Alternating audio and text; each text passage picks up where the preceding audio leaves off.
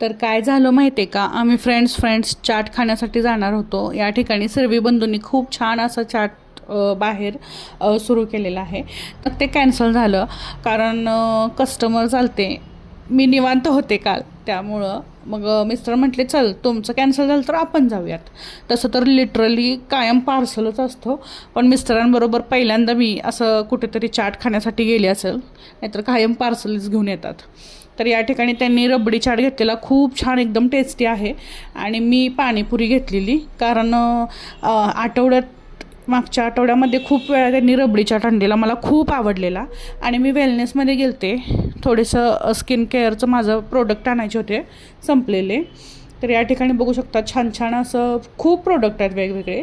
जर कोणाला काही घ्यायचं असेल तर वेलनेसमध्ये नक्की विजिट करा, सगळं मिळून जाईल. आणि आम्ही थोडंसं आईस्क्रीम वगैरे किंवा लहान मुलगा म्हटल्यानंतर बघू शकता काय दिसेल ते उचलतो, तर ते घेऊन आलेलं आहे. तर आजसाठी एवढंच, भेटू नेक्स्ट मिनी व्लॉगमध्ये. बाय.